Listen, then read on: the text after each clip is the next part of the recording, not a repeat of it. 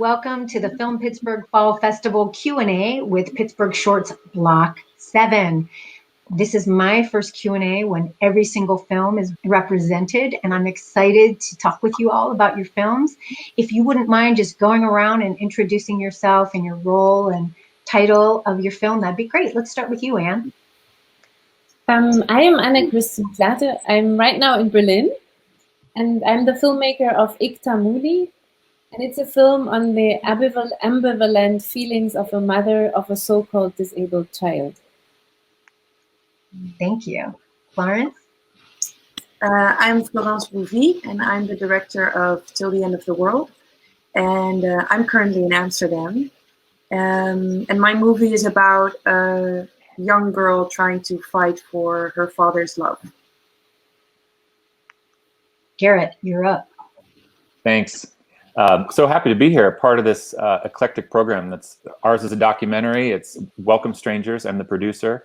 Normally we get grouped with all documentaries, but it's so cool that this festival mixes it up. Our film is about Sarah Jackson and Casa de Paz, the organization that greets immigrants as they're released from detention in Denver, Colorado. Who is up? Kevin. Hey, I'm Kevin Mead. I directed the short Sunday Dinner. It's a short film about an Italian-American family having Sunday dinner, and one of their members reveals their darkest secret. Thank you. Marilyn, I think that's you. Hi, I'm Marilyn Cooke. Really happy to be here.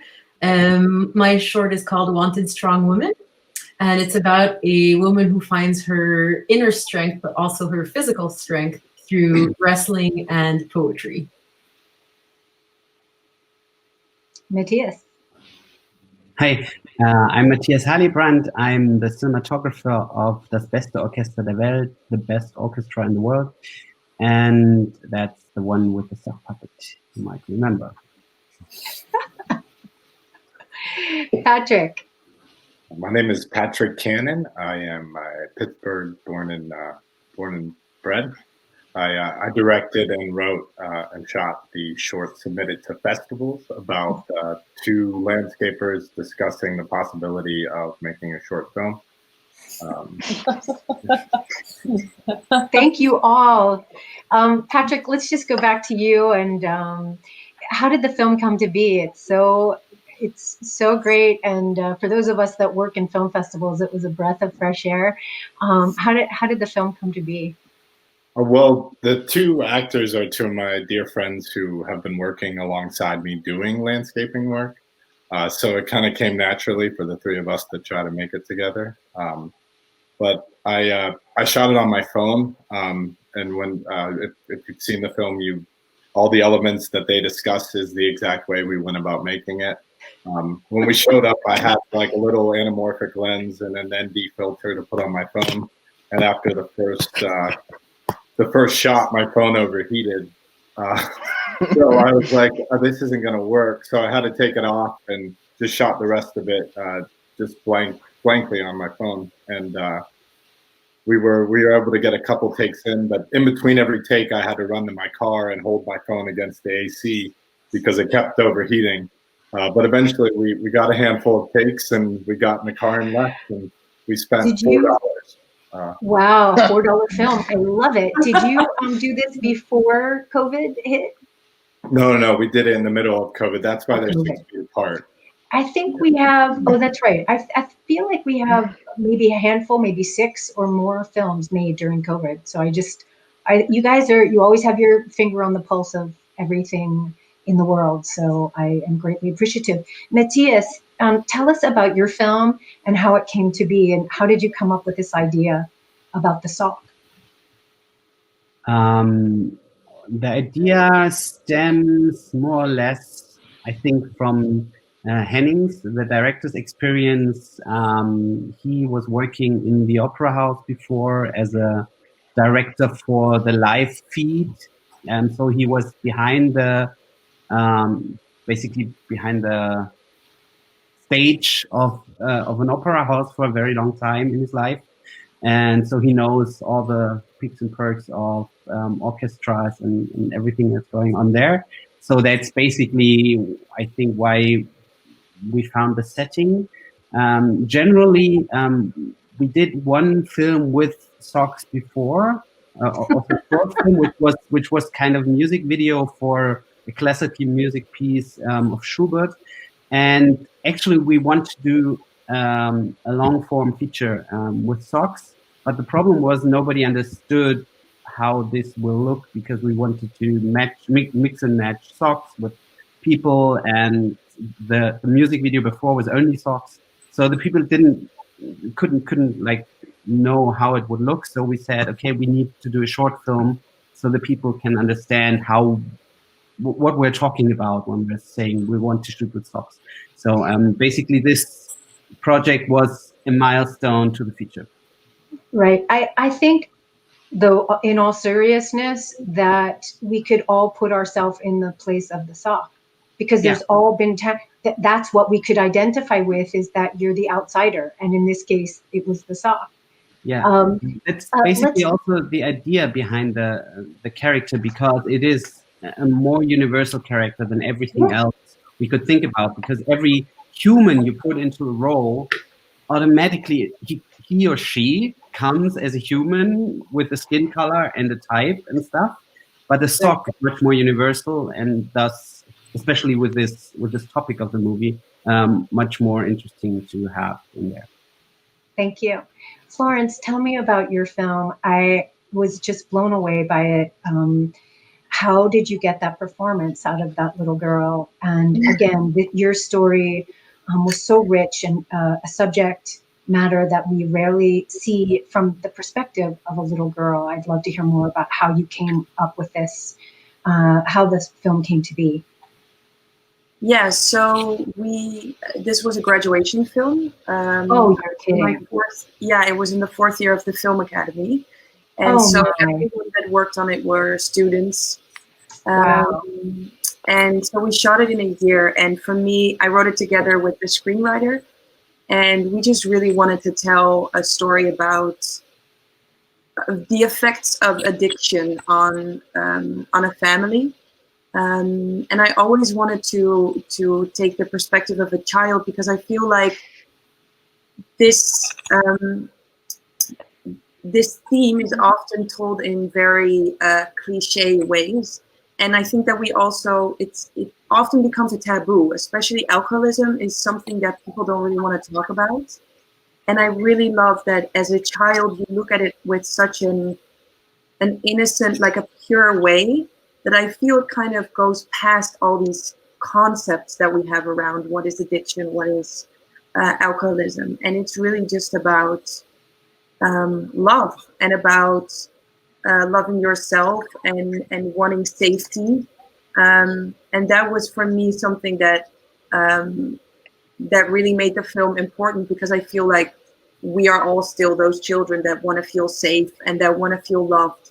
And that was the reason why I chose that perspective. How did you find that little girl? Yeah, that was amazing, because so in the beginning of the year you have to kind of make a fake commercial for the movie, which is like really weird to do, because you don't have your screenplay yet, but this is this kind of like school assignment. And you do it to kind of sell your movie already.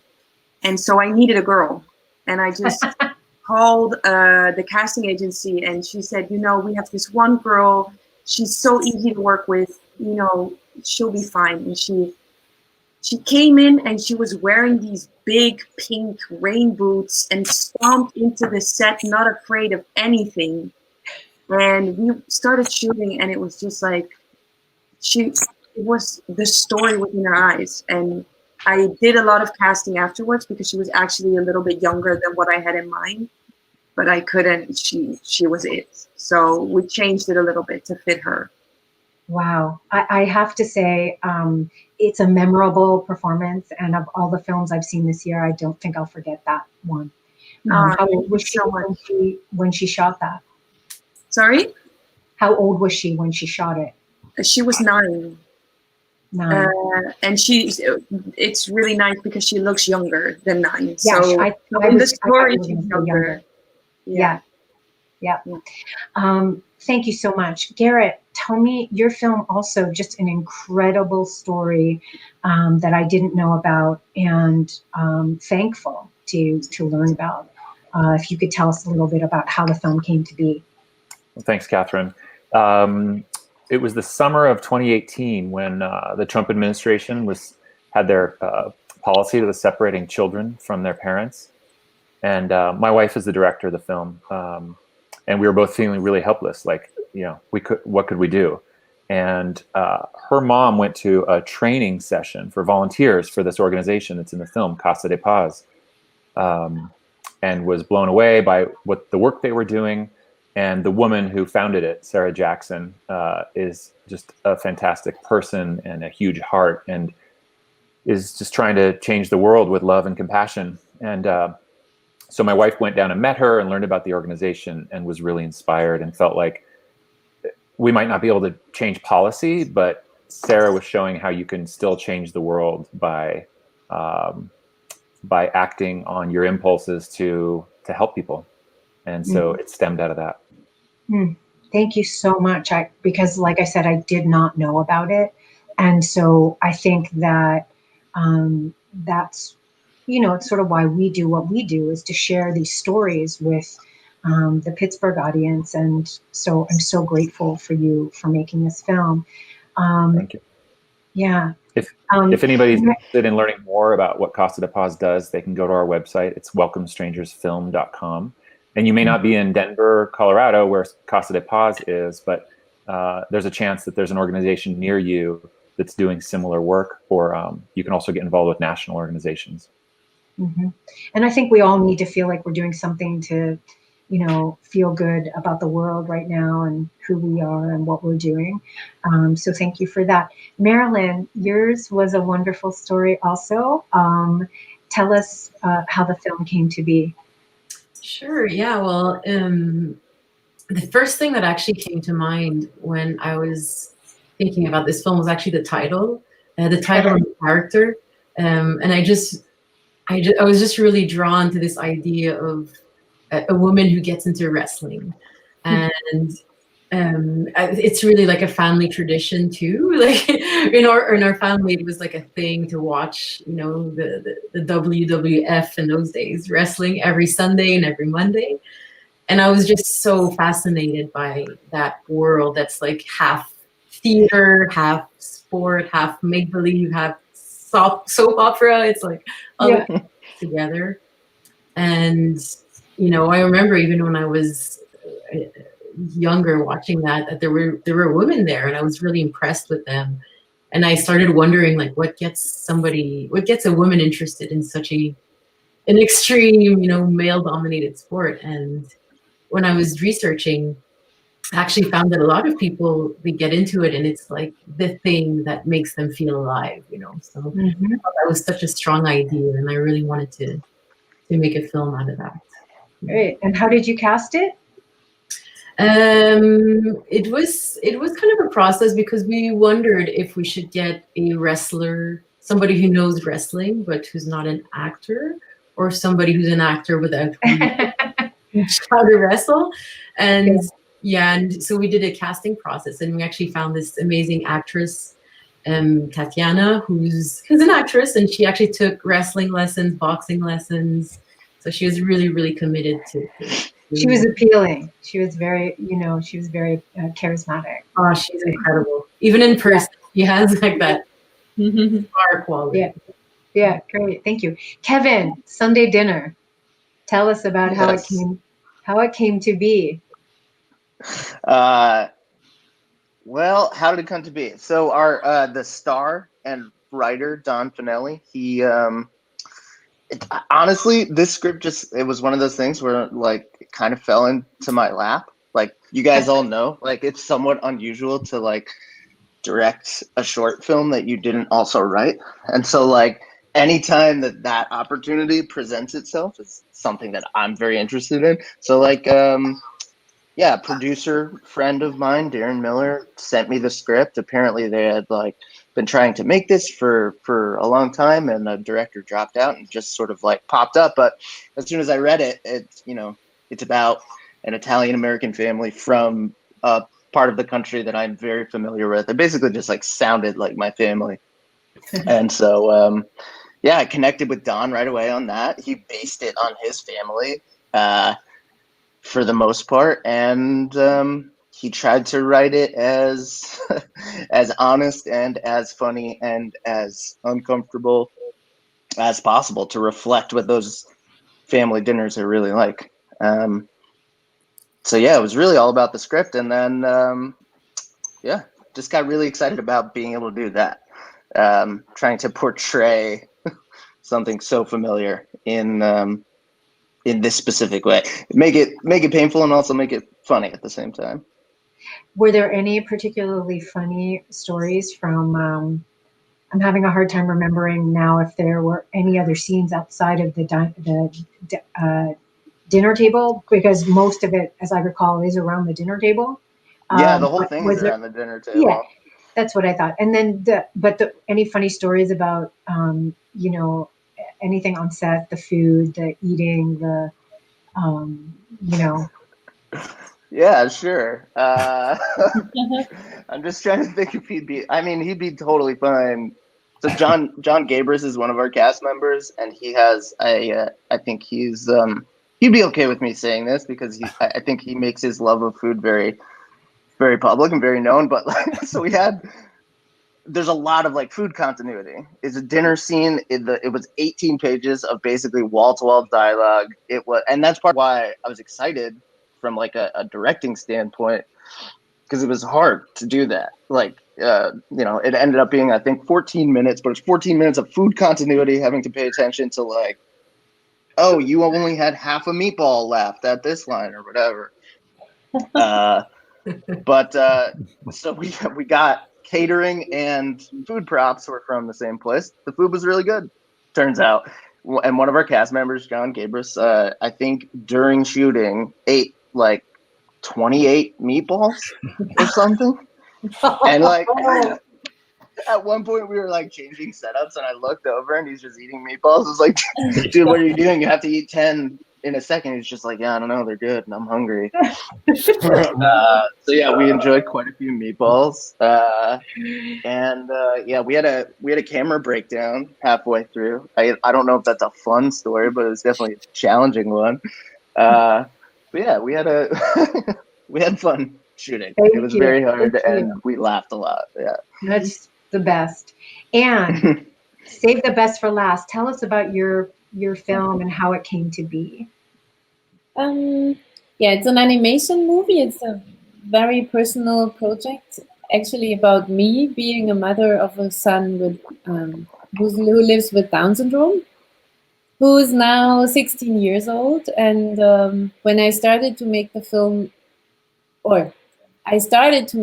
because I had a breakdown because I couldn't deal with him being so different, and we were looking for a place for a school for him, and that was actually the moment when I had my big crisis with that, like, because I was searching for, like, I understood it's super hard to find a place for him, or it felt very hard, and I started drawing, and then it was 2011, 10, 11-ish. I drew down a scene which, like, I drew pictures or a sequence of pictures, and I understood, okay, this is going to be a film.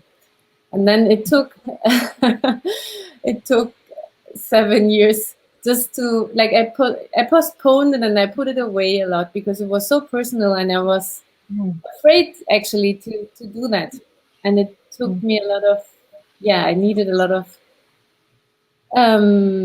colleagues telling me, no, this is going to be a film and you're going to do it. And then I got a scholarship for the film, and then I thought, okay, if they say yes, this is okay, this is something. And I found a producer, and that helped, of course, to maintain a structure and to not do it. And in the end, it's like it turned out as a very healing process for me, like all this. Fantastic.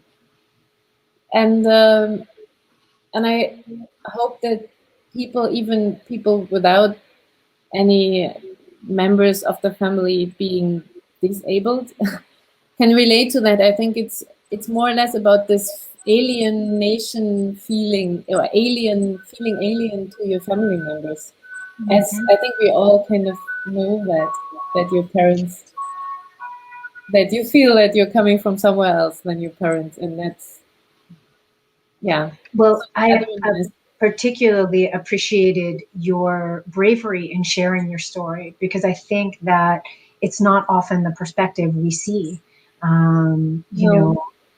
Part of our festival includes we have a disability film festival called Real Abilities, and we are, very much trying to break taboos and talk about things. We did not include your film in the Real Abilities Film Festival track of short films, but I think that it's important, we've always included films about all sorts of things in Pittsburgh Shorts, so it made sense to me that this film didn't necessarily have to be in a Real Abilities track. And I just applaud you for sharing your emotion. It was very clear and came through. Thank you. We don't have you're welcome. We don't have a lot of time left. Does anybody have anything that happened on the set, funny, challenging stories that they want to share with the audience about making the film, or, birthing the film into the world? Just nod your head or raise your hand, Matthias, is that you? I mean, Okay, go ahead, Florence. making a Go movie, I think everyone who's making movies has stories to tell. I mean, shooting with a sock is, not an easy thing. They tend to get cocky and throw tantrums on set, and then they just get lost all the time. So, Where is the darn sock? No, but seriously, of course, it's a shooting like basically a mix of animation and real film with real actors is always not easy, especially because you have to put the camera in places where there is no space, because there's floor or wall usually. So it's much harder to do that, and this was the first film where we mixed it so much, and that was technically quite a challenge. But I think the end result is very rewarding. Yeah, and very happy. Yeah, Florence, what were you going to say?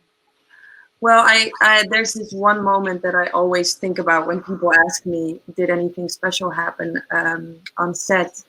And it's actually the moment in the film, the scene where the girl starts crying, which is obviously a very intense scene to watch, because you see something very real happening with her. And what was very beautiful to me is that when we were shooting, I mean, you all know, especially in film, it's such a big machine, and there's just so much stress, so much ego going on. And it's a lot, and you can get lost in that. And then when we were shooting that moment, it was the second take, and I told her, obviously, like secretly, I wanted her to cry, but I said, you don't have to cry. I want you to really hear him yell at you. And she did it, and she's this wonderful actress. So as you can see in the film, she goes into the scene and she lives that moment. And then when I stopped the camera, I was obviously like secretly like sobbing, like trying not to make a sound. And then I looked around and I see like most of the crew, all these tough big men, also in tears. And it really felt like at that moment, we kind of lived the movie as an audience, and we kind of really got lost in it, instead of, like being occupied with how is this going to reflect on my resume or whatever. Like we just all lived it for a second. And that was, to me, at that moment, we could have like thrown away the movie. That was it for me. Like then you already did your job. that we experienced that as a group together. Mhm. So I completely bow down to this girl giving us this experience. Block 7, you have been amazing. It's been awesome to talk to you. I hope the audience enjoys the films as much as I did. Congratulations to all of you. Please keep in touch with us. Film Pittsburgh is a home for you. And I thank you for sharing your time with us all today. To our Film Pittsburgh audience, thank you, and we will see you again next time.